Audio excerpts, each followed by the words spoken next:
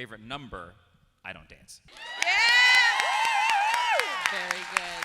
Corbin, I keep telling you, I know you can. Yeah! Not a chance. You are not here for me, though, so I'm just going to bring out who you really are here for. First up, we have Mr. Corbin Bleu.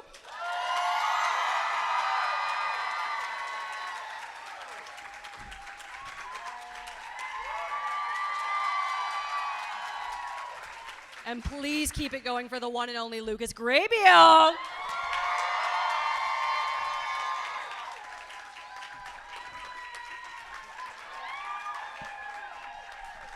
They're here, guys. They're really here. I don't think this is working. I think it's time for us to start something new, really. Really? I don't know. You really need to get your head in the game and bop to the top right now. This is not. Please stop trying Just stick to the status quo, please. Look, if we could, please stop trying to break free from my puns, Hey, okay? don't stop me from being fabulous, okay? I don't think anybody could. You can bet on it. Ooh! I can't top that, so I'm gonna quit while I'm ahead. What I do want to do right now is kind of just give everyone in this room a little bit of a crisis real quick, because we are 18 years out from the first High School Musical film. Actually, second film celebrated its 17th birthday yesterday. And if I recall correctly, yesterday was its 17th birthday on August 17th, and I believe 17 million people tuned in to watch the premiere of High School Musical 2. That is correct, yeah. I will say, true story, I was on vacation, family vacation, when High School Musical 2 came out, and I still to this day hold a grudge against my parents because the hotel they picked, it was a road trip, hotel they picked didn't have cable, and I couldn't watch the premiere of HSM 2. Scarred for life over it. But seriously, what I do want to ask here is, at this point, do you guys even really remember life before High School Musical was part of your life? No. Same, big same. No, of course remember life beforehand. Actually, what I find interesting is life now, even compared to when High School Musical was truly at its height. I feel like it was a completely different life. There are times where, I mean, when we toured with the High School Musical tour, which we did it as a concert, we did 70,000 people a night in stadiums. And there, and I remember there was a time when I had so much anxiety to just even walk out and to go into a mall, or to go to a restaurant, and I feel like also because of the demographic and the generation, you had obviously kids, they were super excited, and then parents. It's really the parents that were the crazy ones. Those were the scary ones. And of course, they just want nothing but to make that experience for their child. And you had so many parents that would come up and just be like, "Can you come here? You need to take a picture with my kid." And I feel like now, it's been we're 18, 19 years since it first premiered, and all of the generation that originally watched it. A lot of them now are in their 20s and 30s and 40s and have chilled out. And so now the experience, I feel like, is so much less frenzied and so much more that I get to have these one-on-one experiences and get to also reminisce on it. And the phrase now is, "You were my childhood," which is surreal to me, and it makes me question my age, which is really crazy. Small crisis. It's fine. Small crisis.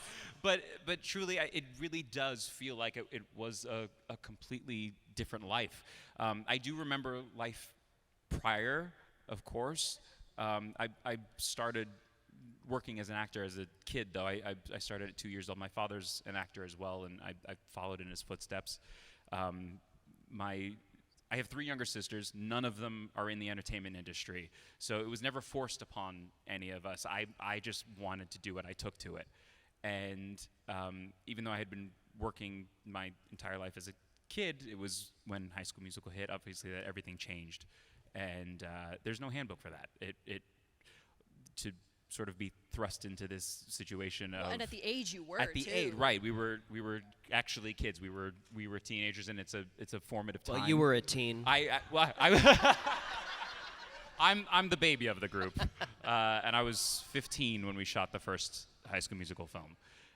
So at that age, to all of a sudden have this microscope on you, and also in the frame of Disney, you're also there's a pressure to be a role model. And while I always was generally a good kid, there's still An angel. I had my rebellious phase, but there was still, there was again a lot of anxiety, pressure that came along with that, and I feel like it was over the years that I came to a place where it's like, no, I could just be me.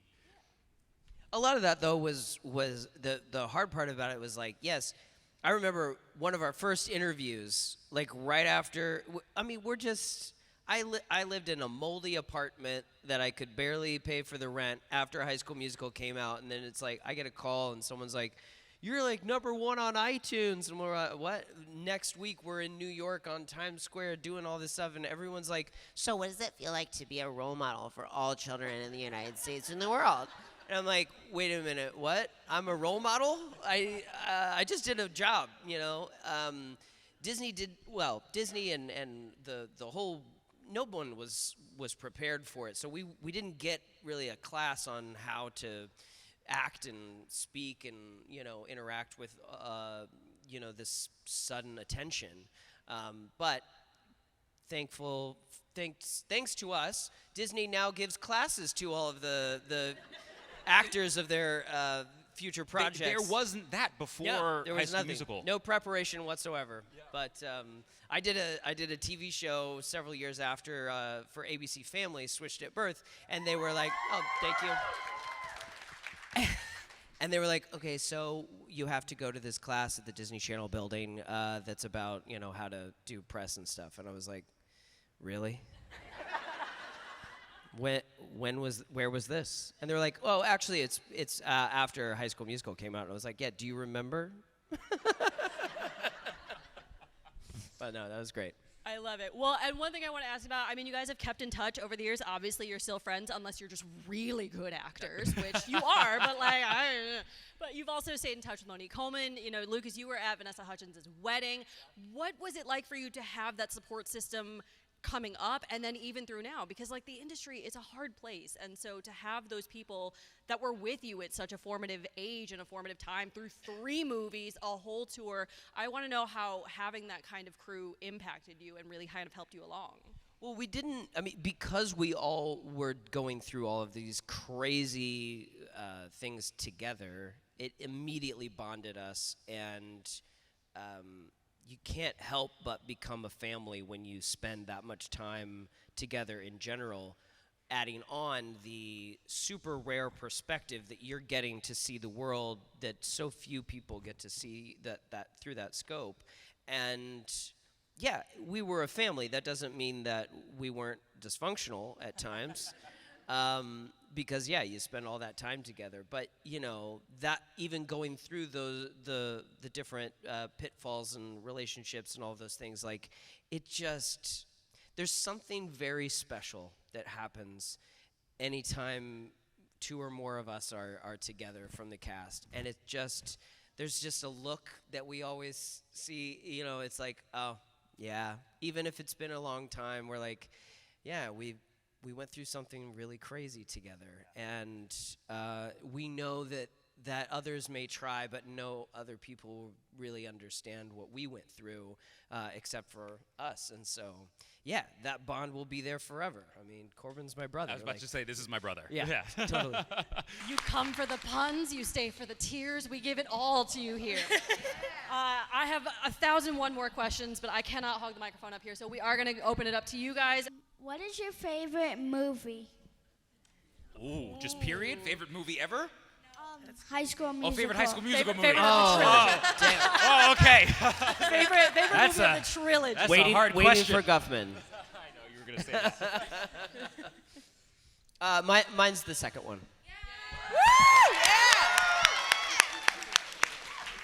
I know that's the popular choice. I know everybody always likes the second one. I actually, my favorite one was the third. And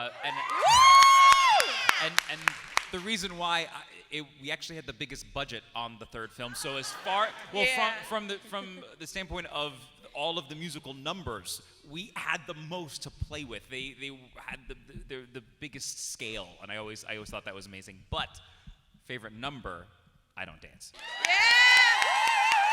Very good. Corbin, I keep telling you, I know you can. Yeah. Not a chance. Living out a dream up here, you guys. Thank you so much for your question. We're going to move back to this side. Hi guys, my name's Charlie. Lucas, real quick, I told you had a panel yesterday. I told you had a panel yesterday. I was the last one last night. Of your characters, what of them is very, very similar to each of you, and what, if any, is complete polar opposite to you? Well, I had an older sister, not a twin, but an older sister who always bossed me around.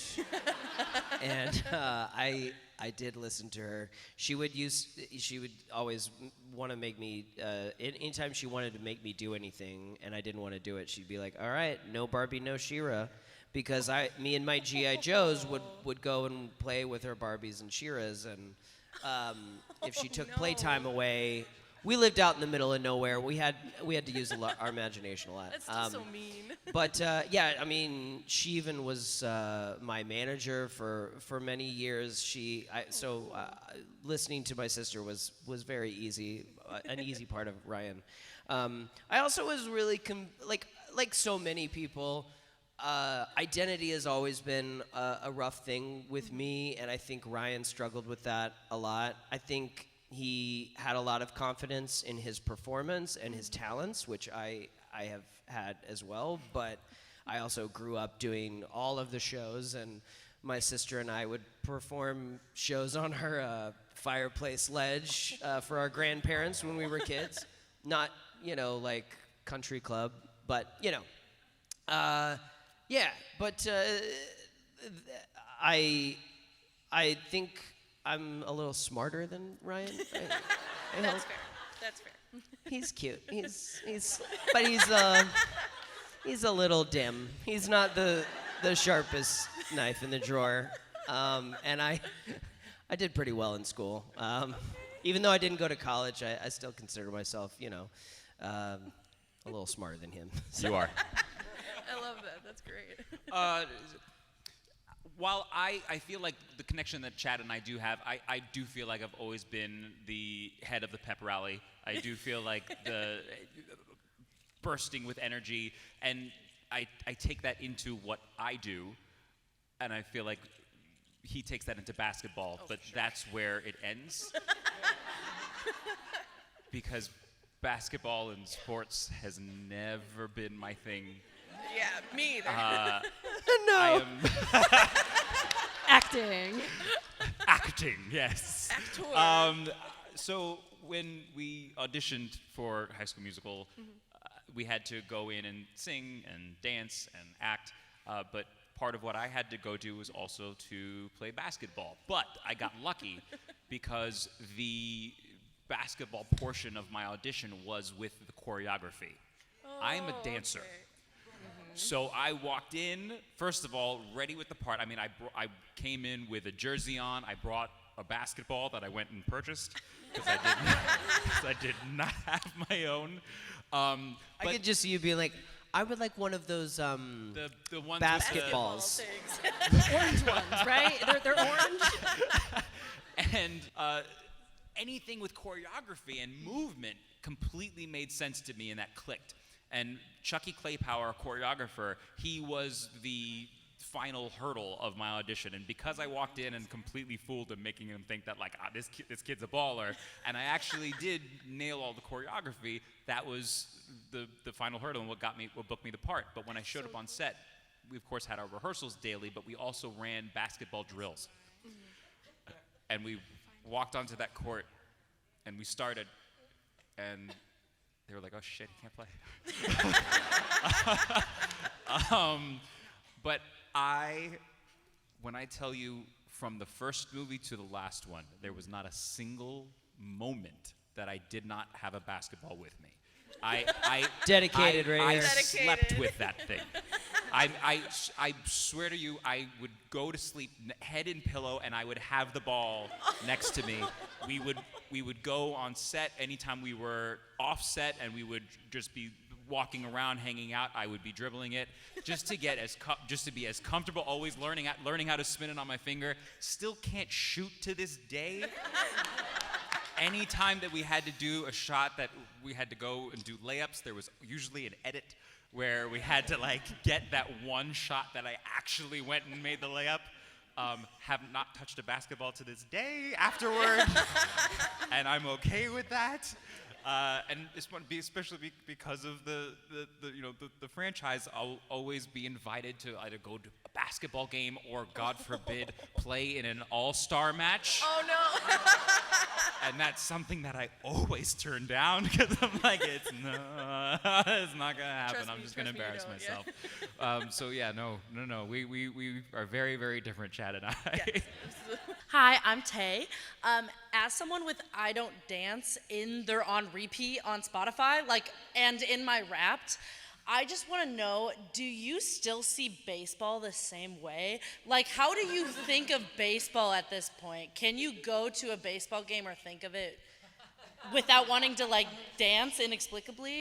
I loved the origin of I Don't Dance, though. Again, just such a great Kenny nugget.